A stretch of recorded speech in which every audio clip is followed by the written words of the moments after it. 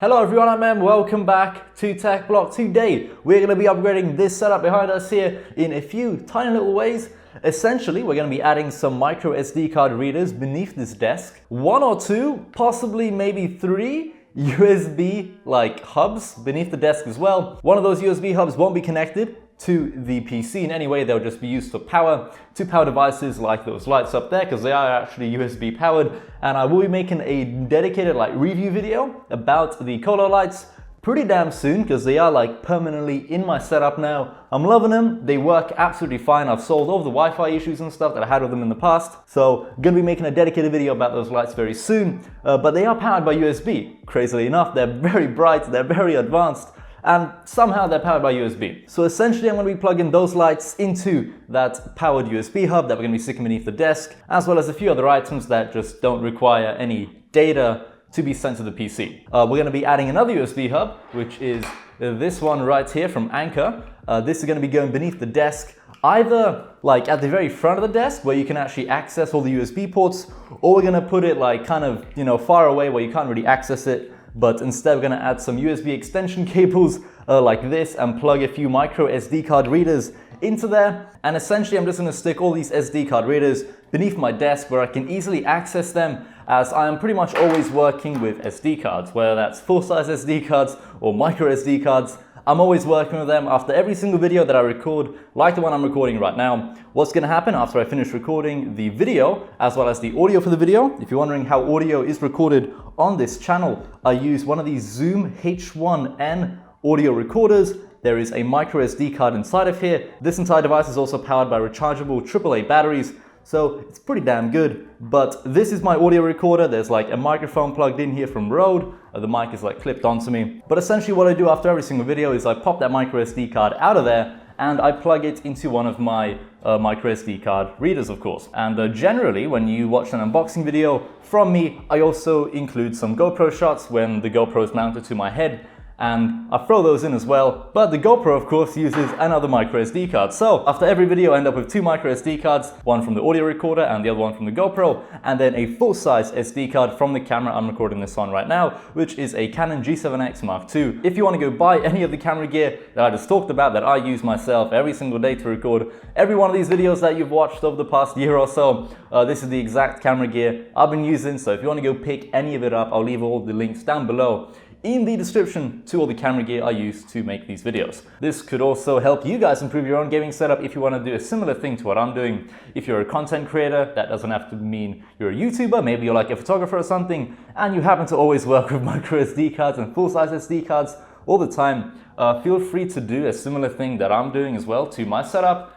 as I do feel like it will improve your productivity ever so slightly, as you won't have to do what I'm about to show you every single time you have to import footage or audio or photos, whatever it is, Okay, so this is a problem that I've ran into, I suppose, and I really should have resolved this a long time ago when I was kind of initially building the setup, but I've kind of left it until now where I'm hey, I should really probably do this again, because this isn't the first time I'm doing this kind of mod, I suppose, to my setup, but it's kind of a necessary one at this point. So every time I finish recording a video, I'll take all the SD cards out of my recorders and stuff and the cameras and all, and I'll plug in this exact setup into the front of my PC.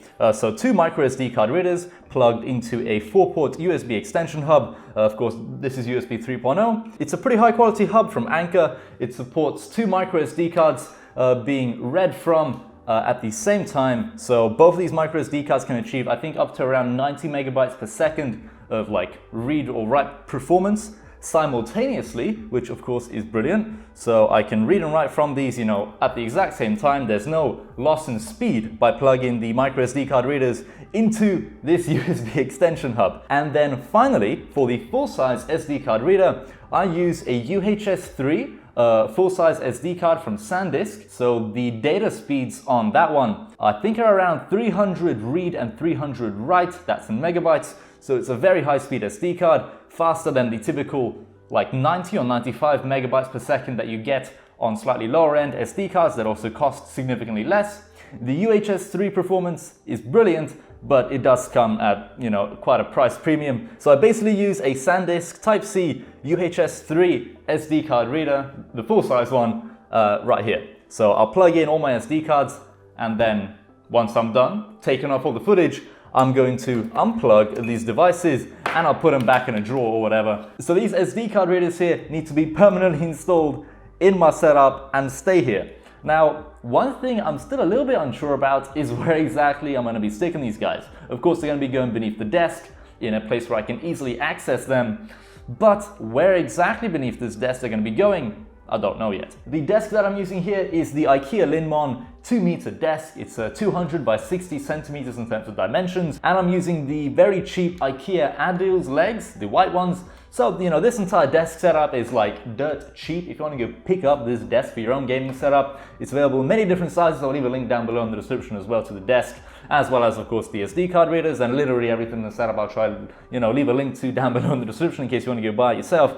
I'm thinking I might just kind of stick them like all the way on the left side of the desk so I don't accidentally knee the SD card, because that may sound like a strange thing to do, but I've done it before and I've managed to snap a micro SD card in half by accidentally colliding my knee with the SD card. As you can imagine, my knee won and the SD card just snapped in half and was no longer usable.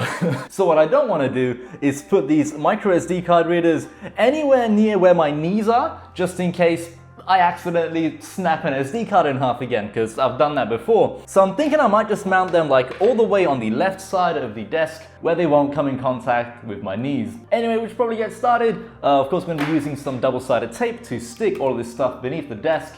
A little bit of cable management equipment as well. Alright, so without further ado, let's get these micro SD cards and full-size SD card readers stuck on beneath this desk, probably, you know, in the left corner there, beneath the PC. Okay, so this is how the current underside of my desk looks like. It's pretty tidy for the most part. I've put a lot of effort and time into making sure the cable management beneath the desk is absolutely magnificent. So, as you can see here, you pretty much can't see any cables really, even though there is a whole load of tech going on here. The cable management, apart from this one wire here, is absolutely magnificent. So, we have 2 spare power ports right here. So the first thing I'm going to be doing is plugging in this RAVPower 4-port USB hub. Massive shout out to RAVPower as well for sending out, I think they sent me like 4 of these quite a while ago, so massive shout out to RAVPower. Love their stuff and love this USB hub in particular. I'm currently using 2 more of these exact same USB charging stations.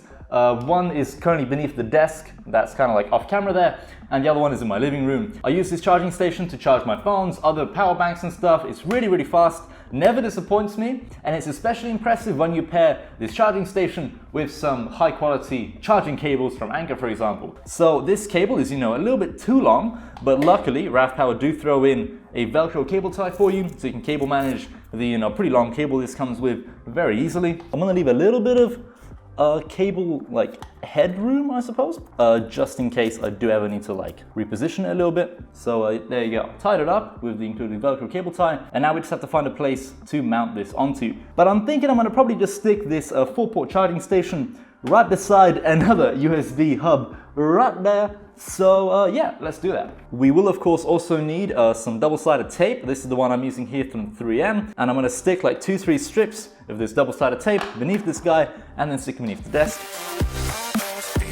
I found that what helps is using a pair of like tweezers to get this red film off of here. It's not necessary that you use like tweezers to get this off, but I find that for me it's a little bit easier to use tweezers. So I'm gonna just align it pretty well there and then stick that right there. Cool. All right, so that's one of the hubs stuck on. Didn't take very long at all, and everything is very nicely cable managed. The next thing we gotta do is of course relocate the power source from that one. So I'm gonna unplug that light. The cable, yeah, it's now gone straight down through here, and oh my god. Wow, I got very lucky actually. I'm very glad I placed it here, else this cable wouldn't have reached. Okay, perfect. I legit don't even have to cable manage this, as it's just barely long enough to reach. So I have the LiQWYD like YouTube subscriber counter slash, you know, it is a real clock after all. So this thing is right here, but it doesn't need to be plugged into my PC. as whenever I turn that PC off, this clock turns off, so would them lights. Now, what's going to be happening is whenever I turn off the PC, the lights will stay on unless I turn them off via like my Amazon Echo, and this clock will now also be permanently turned on, which is great. So all I got to do is plug the power source in from this clock, as this clock is also USB powered, funnily enough. So once again, all I got to do is just unplug the power cable from that clock. It is a USB cable after all, and just plug it into this new power hub right there. Only problem is I'm not sure which cable it is, but I feel like it might be one of these. So I'm just going to unplug random cables until the clock turns off. It's not that one. It's not that one either. That was my mouse mat. 3 hours later. Perhaps the clock's plugged into like the back of my PC directly. Oh, we found the clock. Okay, cool. So I think it's this one. I'm gonna drop that cable down there. All right, so it's been a few minutes and this is what I've managed to achieve so far. We got this USB hub that's stuck beneath here, and this is powering 3 devices now instead of just one. It's powering them lights there, the clock that I've talked about earlier, and now I've also plugged in the micro USB cable for this RGB HDMI cable that runs from the PC into my monitor there. And because this isn't your ordinary HDMI cable, it's from Vivify, this cable actually happens to have RGB LED lights inside of it that shine, and in order to make those LED lights brighter, you can plug in an optional micro USB cable into your HDMI cable to make those lights shine a little bit brighter. So I've gone ahead and done that. I've plugged the micro USB cable into this hub as well, and now we have one spare port. So I'm going to probably run another micro USB cable from here and then into my headset. Whenever my headset needs charging, I can easily plug it in via micro USB and achieve very fast charge times for my headset as well. All right, and now that we've done all this extra stuff here, let's plug in these SD card readers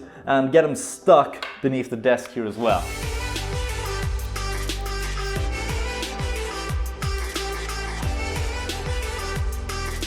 Now at this point you might be like, how are you gonna get these SD card readers to, plug into your PC? Well, look how short this cable is. How is that gonna reach the PC? Extension cables, my friend, they are very, very good. So I have a Type-C extension cable right here that supports USB 3.1, 3.0, and 2.0. So if you're looking at buying some extension cables to improve your own gaming setup by, helping the cable management a little bit. As often what happens with like cable management and gaming setups and desk setups in general is the cable is either too long or too short. So what you can do is pick up USB extension cables if the cable is too short, and boom, you can now cable manage it a whole lot better and hide that cable a whole lot better in general by using USB extension cables. I'm thinking now of adding this hub right here. We've added a USB 3.0 hub from Anker beneath the desk as well, on the front of the desk and not hidden away. I think I can manage this. All right, now I've brought out quite a few USB 3.0 extension cables here from Ugreen. Ooh, yeah, this one I think is around 1 meter long. Might just be perfect.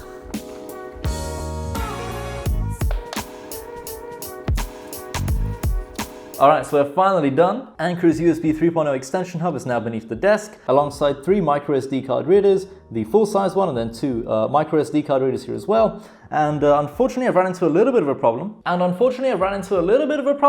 Where I kind of ran out of USB ports at the back of this MSI PC. This one I think only has a total of like 6 at the back of the PC, and I don't think there's any Type-C port back there as well. So I've essentially plugged in a few of the devices into the front of the PC, but I've tried to kind of cable manage them as best as I could so that you don't really notice them. Like there's no cables like running all over the place there. They're just kind of like poking out of the PC. But as for the cable management beneath the desk, of course here there's like nothing going on really. But for the majority of the setup, everything kind of went quite well. So from like, most angles, you literally see no cables.